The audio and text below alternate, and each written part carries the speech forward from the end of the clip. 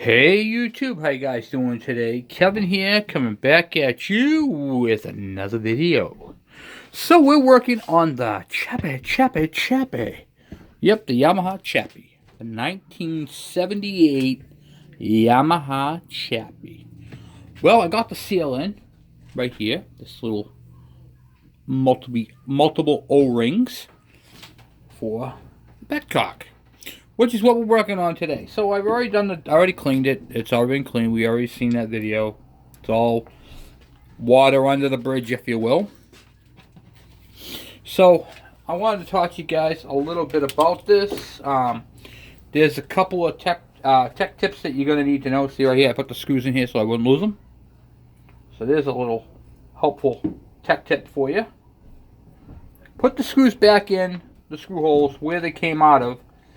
That way, you don't have to worry about losing them. Okay? So we're gonna assemble this, but I want to talk to you guys about it first. Okay, so here is the feed right here going up to the carburetor. So we're gonna take this piece of paper right here, and we're gonna go this way. Curb. Now on the back side, there are 3 more. So we're gonna go top, bottom, and this one over here. This far side one goes to the diaphragms. That's a vacuum line. So we're gonna put a vacuum. VAC. Now this one right here goes up to the intake manifold. So this goes all the way up to the bike, all the way down, and connects to the intake on the intake manifold. So you get your carburetor mount. Where that carburetor mounts, that's called an intake, and there's a vacuum line there. I'm going to show you that when we go out to the bike. The top one is reserve, right there, and the bottom one is on. So we're going to go on and reserve. Okay. So now, when this thing is on the bike, when it's screwed onto the frame, this one doesn't go onto the tank, this one goes onto the frame. You can't see him back here, so you're going to be reaching back there and feeling. Okay, your fingers are going to be your eyes in this case. So, let's get further on to what we're going to do. Okay, so here is what the O-ring looks like, and I don't know if you can see what I'm about to show you, but I'm going to try. Okay, so see how these washers are all flat? Each circle is flat, and then when you flip it over, oh, I'm sorry, this is the flat side. See how they're flat? And this side right here is more individual. Okay, see? Like, take the small one for instance. It's completely flat. But this one has like a ring in the middle of it. Okay? That's because this goes on in a certain direction. A lot of people don't know about that.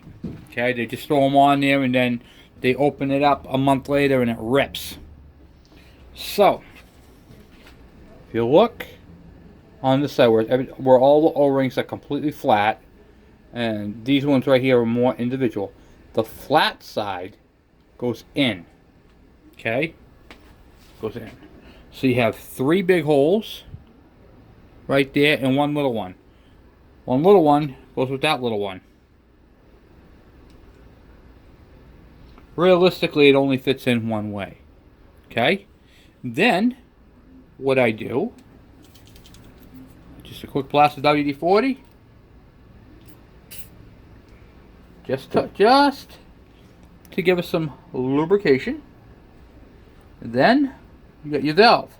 Now, which way does the valve go in? Because this can go in either way. Well, here's how it works. You have your on, your reserve, primary, reserve, and on. Okay. How this works is it uses the arm right here for the valve.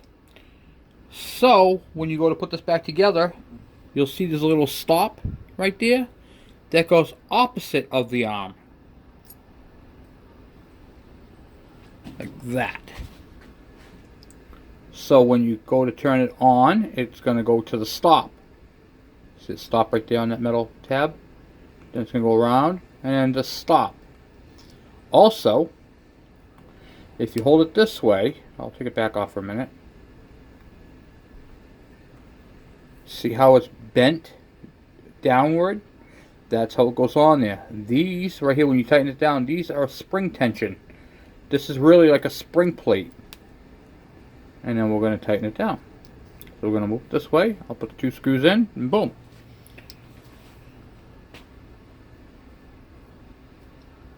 Real easy. Easy peasy lemon squeezy. Hope everybody's doing good today. I'm a little under the weather. Not feeling my best. Probably not looking my best either.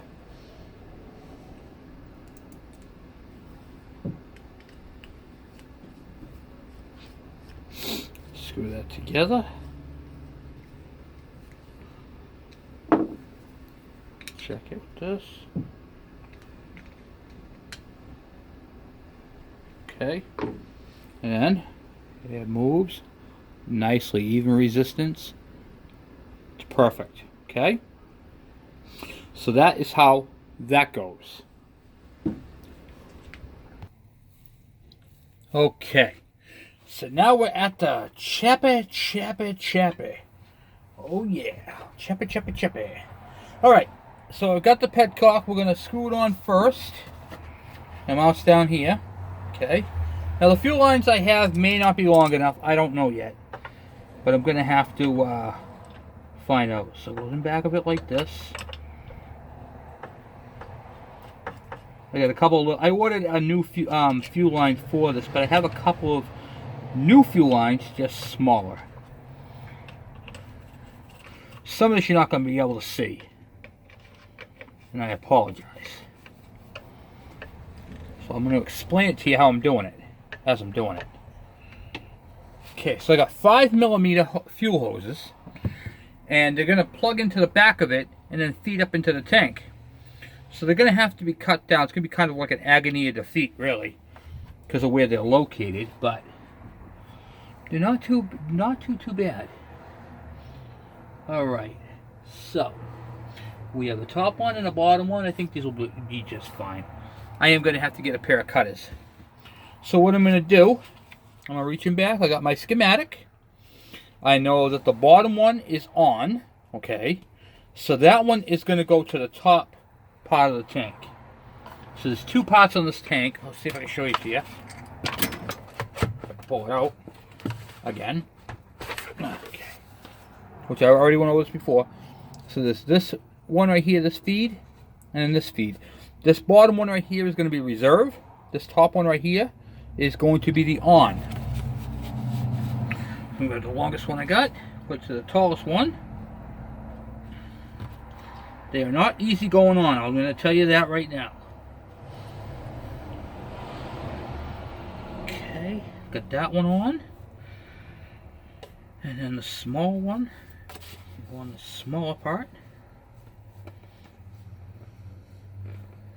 It's easier if you take the tank off and put them on the tank first because the tank is plastic.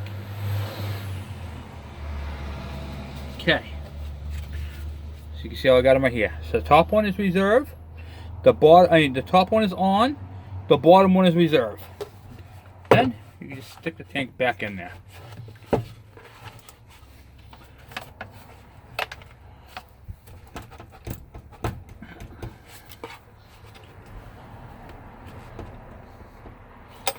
Man, they make that thing tight tolerances, I'll tell you that. Okay. And this little bar underneath. This has the clear. Eclair. Okay.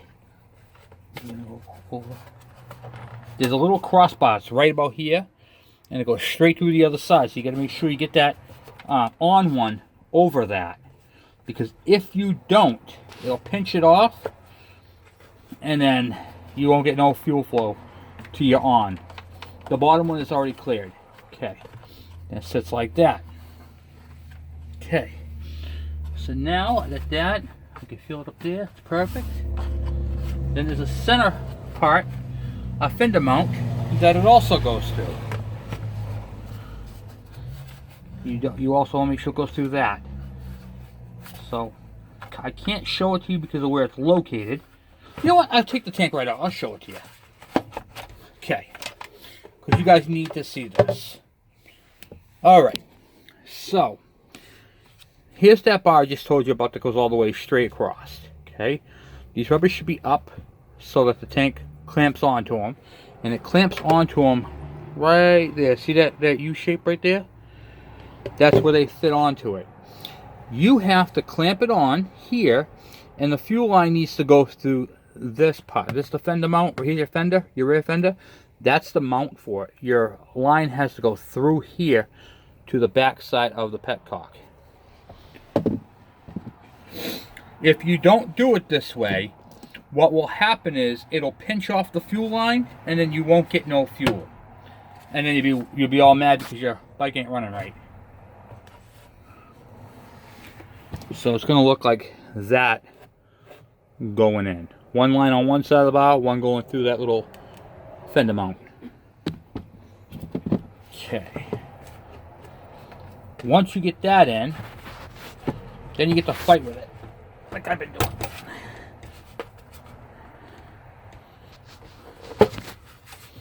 Okay. Tank is in. Alright.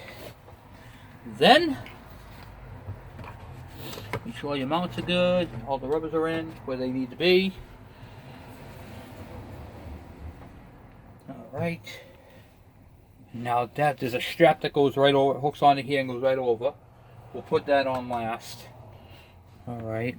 So on here, you see you have your on and your reserve. So your on, which is the bottom port, goes up to the upper tube.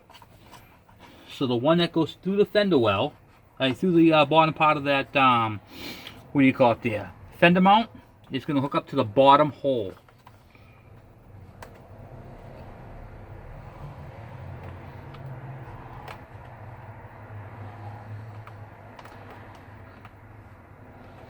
Perfect. The top one is your reserve port, and I'm going to have to cut a little bit off this one. Alright, so let's go get some cutters. I'll be right back. Okay, so just cut it down. And now I'm going to try to put this on the top one.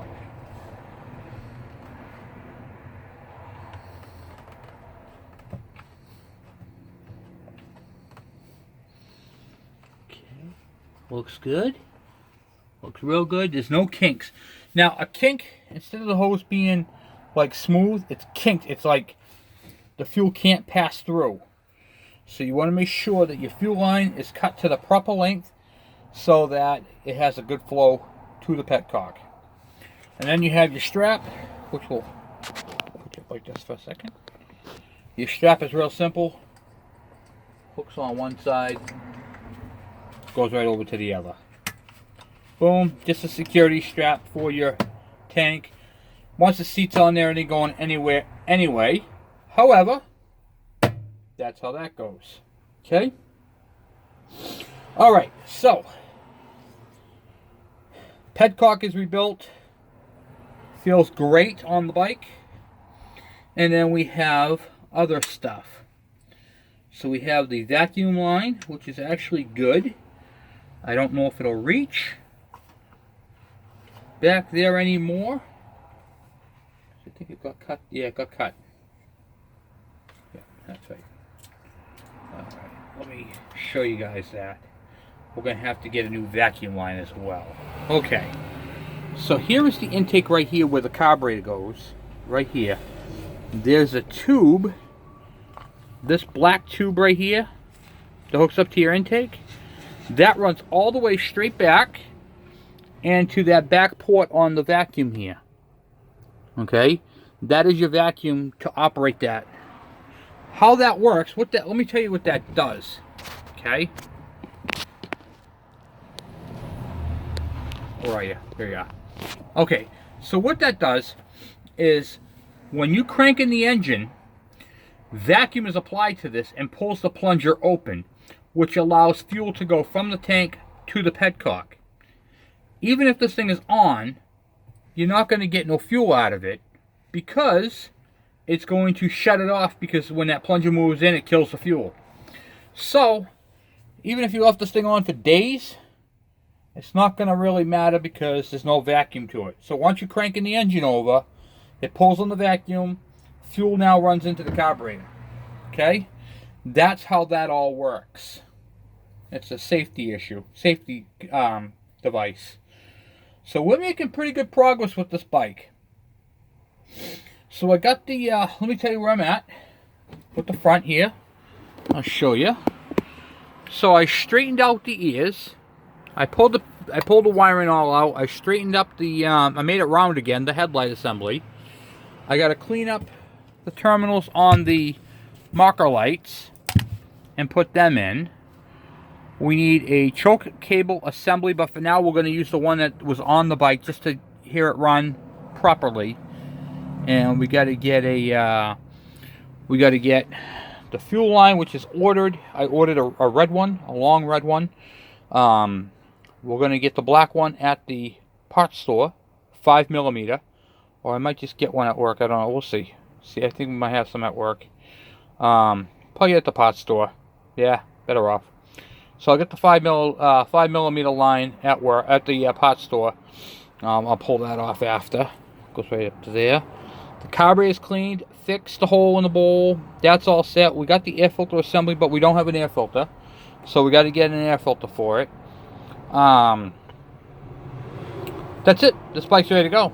After that's all set, then we got to get a battery, fix all the lighting, which is going to be a nice little project. Then the brakes, clean this thing up, and we should have this ready in a month. I want to get this bike cleaned, prepped, and ready. This is going to be a nice present. So, very excited about it. First bike for the wife. Don't say nothing, it's top secret. So, that's how that is. So, we're going to clean up this entire bike.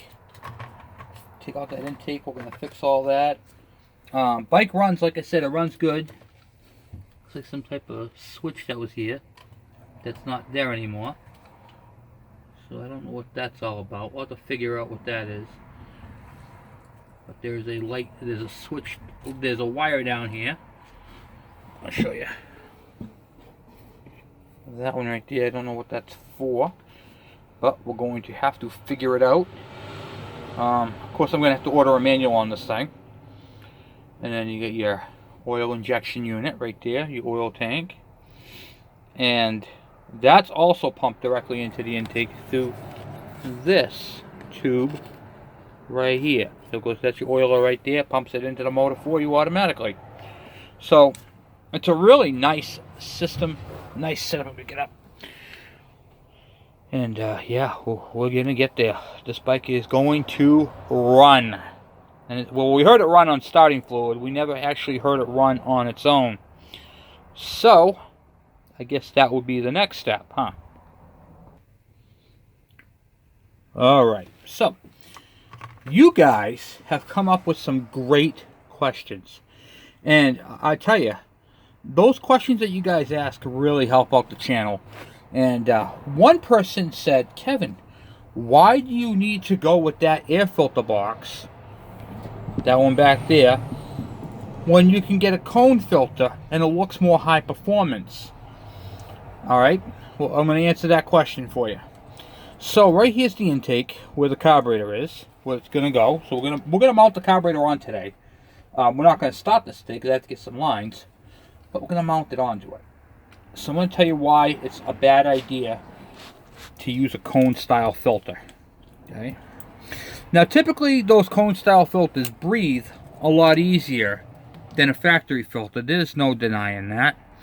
However, whenever you change an air filter system, you have to rejet the carburetor, or it could run too lean. So keep that in mind whenever you do something like that. The other thing is with the chappies is there is a vent on the plate that goes down here. Right about here, there's some vents.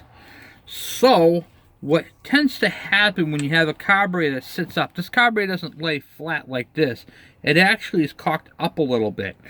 Whenever you have that type of system on here, what happens is the cone filter sits in front of it, Water goes into the serrated part on the cover that goes right here, gets on the filter, and gets in the carburetor and gets into the engine. And next thing you know, you've got issues. So that right there was an amazing question. Thank you very much. I really, really appreciate that question. Oh, and I got another question on this too. What is this tube? What does it hook up to? It doesn't hook up to anything. It just goes down. It's like an overflow. It goes right into the bowl, and it's a vent tube.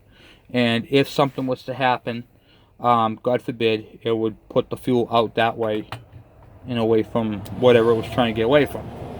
So that's how that all works. So these questions that you guys ask are really, really appreciated because they come in handy. It's very important to know the information on what you're working on, and I'm really happy to be able to give you guys that information. So I'm going to put the tube, I just want to see if this tube actually fits onto this carburetor, even though it came off of it. Yeah, it does. Okay, good. Because it's going to be a fun job. I'm going to unbolt this right here to get the tube out when we go to put the carburetor in. Not in, but the air box.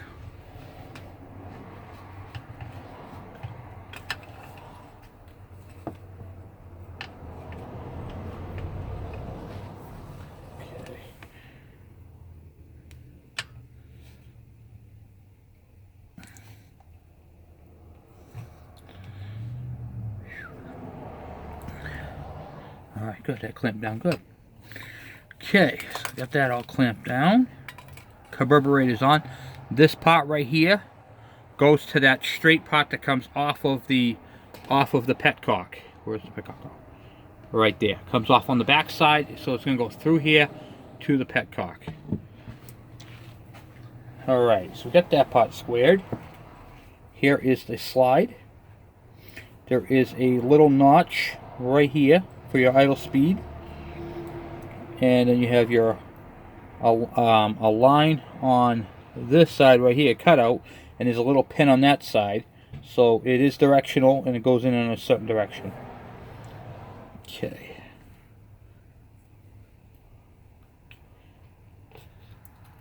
In fact, it won't let you put it in any other way.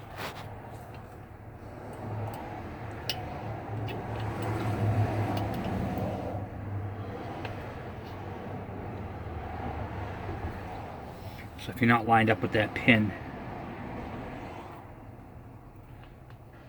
you won't be able to put that together.